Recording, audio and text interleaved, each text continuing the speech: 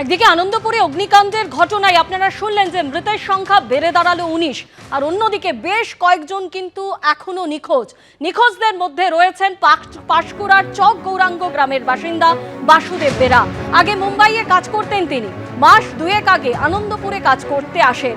কাজ শেষ করে তাড়াতাড়ি বাড়ি ফিরে আসবেন বলেছিলেন তিনি, কিন্তু বাড়ি ফেরা আর তার হয়নি। এখনো নিখোঁজ বাসুদেব বেরা। ঘটনায় শোকস্তব্ধ বাসুদেবের পরিবার।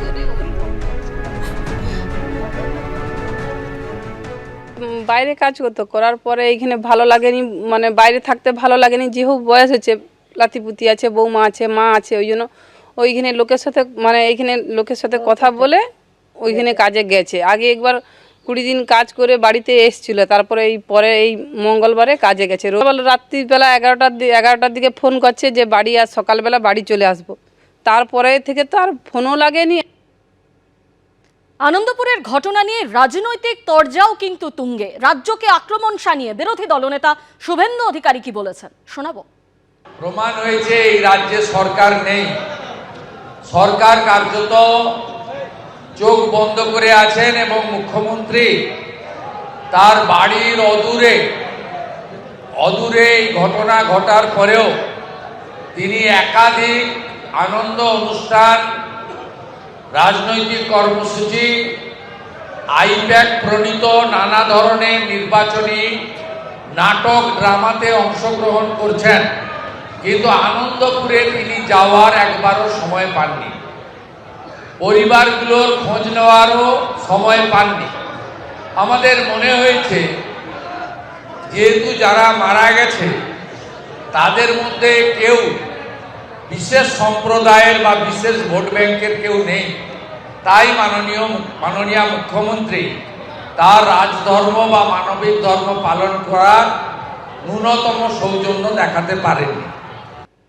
আনন্দপুরের ঘটনায় যখন বিরোধী দলনেতা শুভেন্দু অধিকারী রাজ্যকে আক্রমণ করছেন, তখন সিঙ্গুরে সভায় মুখ্যমন্ত্রী মমতা বন্দ্যোপাধ্যায় তিনি বলছেন যে মৃতদের পরিবার পিছু 10 লক্ষ টাকা সাহায্য এবং পরিবারের একজনকে সিভিক ভলেন্টিয়ারের চাকরির আশ্বাস দিয়েছেন মুখ্যমন্ত্রী মমতা বন্দ্যোপাধ্যায়।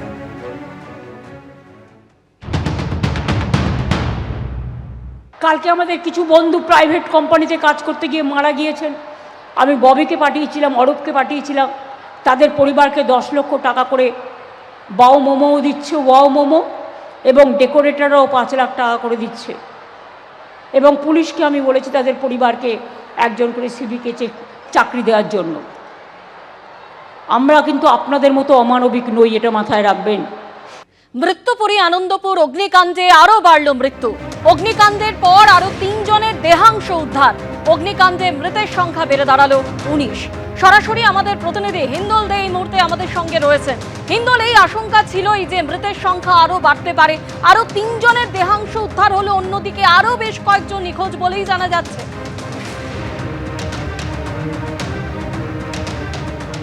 একেবারেই দেখো, যত সময় জড়াচ্ছে ততই কিন্তু যেটা দেখা যাচ্ছে যে মৃত্যুপুরী যে আনন্দপুরের নাজিরাবাদ, যেখানটায় 2টি গোডাউন সম্পূর্ণ ভস্মীভূত, সেইখান থেকে কিন্তু একের পর এক মানুষের দেহাংশ উদ্ধার হচ্ছে।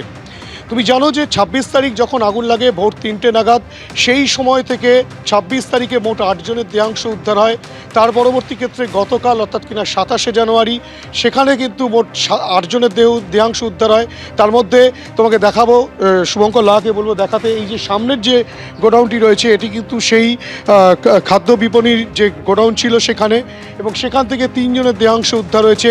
এবং আজ কিছুক্ষণ আগে দূরে সোজাসুজি যে গোডাউনটা দেখা যাচ্ছে, যে গোডাউনটা একেবারে দুমড়ে মুচড়ে পড়ে রয়েছে, সেখান থেকে কিন্তু 3 জনের দেহাংশ উদ্ধার হয়েছে।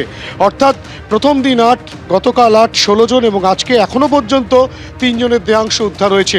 পুলিশ সূত্রে যেটা জানা যাচ্ছে আরও কিন্তু বেশ কিছু দেহাংশ রয়ে গিয়েছে, যেহেতু এখনও পর্যন্ত উদ্ধার কাজ সম্পূর্ণ করা সম্ভবপর হচ্ছে না, কেননা পোড়া জিনিসপত্র পড়ে রয়েছে, ভেঙে থাকা দুমড়ে মুচড়ে থাকা শেড, লোহার স্ট্রাকচার সেগুলো রয়েছে, এবং যেসব জিনিসপত্র ছিল সেগুলোকে সরালে কিন্তু কোথাও কিন্তু দেহাংশ সেখান থেকে উদ্ধার হবে, তেমনটাই কিন্তু পুলিশ সূত্রে খবর।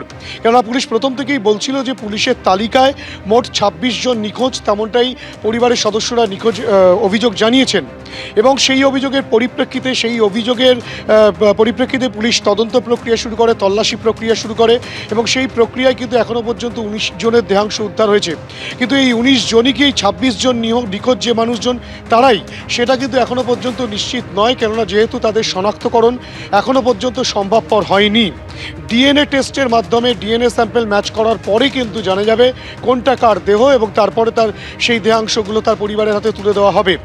ইতিমধ্যেই তোমাকে বলে রাখি, এই যে গোডাউনগুলো রয়েছে অর্থাৎ খেয়াদা 2, খেয়াদা 1, অর্থাৎ সোনারপুর উত্তর বিধানসভা কেন্দ্রের বিস্তীর্ণ এলাকা যেগুলো জলাভূমি বলে পরিচিত, পূর্ব কলকাতার জলাভূমি, সেই সব জলাভূমির মধ্যে কিন্তু এভাবেই একের পর এক ব্যাঙের ছাতার মতো গজিয়ে উঠেছে গোডাউন, কারখানা, যেগুলো সম্পূর্ণ বেআইনিভাবে অবৈধভাবে এই ব্যবসাগুলো চলছে। প্রশাসনের নাকের ডগায় পুলিশ প্রশাসন থাকা সত্ত্বেও এবং সংশ্লিষ্ট কর্তৃপক্ষ থাকা সত্ত্বেও কেন এগুলোর বিরুদ্ধে কোনো ব্যবস্থা নেওয়া হলো না তা নিয়ে কিন্তু বিরোধীরা প্রশ্ন তুলছেন। শুধু তাই নয়, এই গোডাউন বা কারখানা যেগুলোই থেকে থাকুক না কেন সেগুলোর অগ্নি নির্বাপন ব্যবস্থাও সঠিকভাবে ছিল না। আমরা গতকালই দেখেছিলাম যে ফায়ারের ডিজি রণবীর কুমার তিনি বলেছিলেন যে এদের কোনো ফায়ার ক্লিয়ারেন্স নেই, এদের এখানে কোনো অডিট করা হয়নি এবং দপ্তর যে এড়িয়ে গিয়েছিল, তাদের নজরদারি এড়িয়ে গিয়েছিল, সেই বিষয়টাও তার কথায় তিনি স্বীকার করে নেন এবং দমকল মন্ত্রী সুজিত বসুও সেই একই বক্তব্য রাখেন। গোটা পরিস্থিতিতে কিন্তু একের পর এক মৃতদেহের দেহাংশ উদ্ধার হচ্ছে এবং সেই দেহাংশগুলো কার সেগুলোকে কিন্তু স্পষ্ট করা হবে। পাশাপাশি ববি হাকিম তিনি স্পষ্টত বলছেন যে এখানে কোনো ভরাট হচ্ছে না, নতুন করে কোনো জলাভূমি ভরাট হচ্ছে না, কিন্তু স্থানীয়রা বলছেন, বিরোধীরা বলছেন একের পর এক জলাজমি ভরাট হয়ে যাচ্ছে এবং এই ধরনের কারখানা তৈরি হচ্ছে। ববি হাকিম কিন্তু এর দায় ঝেড়েছেন বাম আমলের ওপরে, কেননা তিনি বলছেন 2006 সমস্তটা হয়েছে, তারপরে আর কিছু ঘটেনি, অর্থাৎ কিনা যখন থেকে তৃণমূল সরকার এসছে সেই সময় থেকে কোনো রকম ভরাট হয়নি। স্বাভাবিকভাবে একাধিক প্রশ্ন উঠছে এবং সেই সব প্রশ্নের সমাধান কি এবং আর কতজন মানুষ এখনো পর্যন্ত চাপা পড়ে রয়েছেন, তাদের দেহাংশ রয়ে গেছে, সেগুলো কিন্তু সময় বলবে, তেমনটাই পুলিশ সূত্রে খবর। ধন্যবাদ। এবার স্বরাষ্ট্র সচিবকে অন্য রাজ্যের পর্যবেক্ষক হিসেবে ট্রেনিং নেওয়ার নির্দেশ দিল নির্বাচন কমিশন। শুধু স্বরাষ্ট্র সচিবই নয়, হাওড়ার পুলিশ কমিশনার প্রবীণ ত্রিপাঠী তাকেও এই নির্দেশ দেওয়া হয়েছে। ঠিক কি জানা যাচ্ছে নির্বাচন কমিশন সূত্রে? রুমা পাল আমাদের সঙ্গে এই মুহূর্তে টেলিফোনে রয়েছেন। রুমা, ঠিক কি কারণে এই নির্দেশ? দেখো, জানিয়ে রাখি, যেমন অসম, কেরালা, তামিলনাড়ু এবং এই রাজ্যে তো রয়েছে, এই পুদুচেরি যেমন ইলেকশন রয়েছে, বিধানসভা নির্বাচন রয়েছে এবং সেক্ষেত্রে কিছু জায়গায় বাই ইলেকশনও রয়েছে। সেই ক্ষেত্রে কিন্তু এই অবজারভার হিসেবে অন্য রাজ্যে যাওয়ার একটা ট্রেনিং রয়েছে, সেটা হচ্ছে তোমার 5 এবং 6 ফেব্রুয়ারি। সেক্ষেত্রে দেখা যাচ্ছে যে এই রাজ্যে যিনি যে স্বরাষ্ট্র সচিব এবং তাকেও কিন্তু অন্য রাজ্যের অবজারভার হিসেবে ট্রেনিং নিতে নির্দেশ দেওয়া হয়েছে এবং হাওড়ার সিপি প্রবীণ ত্রিপাঠীও রয়েছেন এবং অন্যদিকে জানিয়ে রাখি 15 জন আইএস রয়েছেন এবং 10 জন আইপিএস রয়েছেন। এবং সেক্ষেত্রে কমিশনের বক্তব্য যে তারা কিন্তু 5 বার মুখ্য সচিবকে চিঠি লিখেছিলেন যাতে অবজারভার হিসেবে অন্য রাজ্যে কাদের পাঠানো হবে, যাতে তারা লিস্ট পাঠান বা তালিকা পাঠান। সেক্ষেত্রে রাজ্যের তরফ থেকে কোনো সবুজ সংকেত মেলেনি এবং তারপরে কিন্তু কমিশন তারা সিদ্ধান্ত নেয় এবং তাদের অবশ্যই তাদের বক্তব্য যে পরপর যাদের নাম রয়েছে সেই অনুযায়ী কিন্তু নাম পাঠানো হয়েছে, কোনো আলাদা করে কোনো স্বরাষ্ট্র সচিব হিসেবে পাঠানো হয়নি এবং প্রত্যেকের ডিপিডিও থেকে যে নামগুলো এসেছে সেইভাবে কিন্তু নাম পাঠানো হয়েছে। এখন সব থেকে বড় কথা হচ্ছে যে সেক্ষেত্রে রাজ্যের স্বরাষ্ট্র সচিব জগদীশ প্রসাদ মীনার নাম রয়েছে এবং অন্যদিকে যিনি সিপি প্রবীণ ত্রিপাঠীর নাম রয়েছে হাওড়ার এবং এদেরকে কিন্তু অন্য রাজ্যের অবজারভার হিসেবে পাঠানোর নির্দেশ দেওয়া হয়েছে এবং সেই ট্রেনিং 5 এবং 6 ফেব্রুয়ারি। এখন দেখার রাজ্যের তরফ থেকে কি ব্যবস্থা নেওয়া হয়, তারা কি অন্য কোনো তালিকা পাঠাবেন, সেটাই এখন সব থেকে বড় প্রশ্ন। ধন্যবাদ।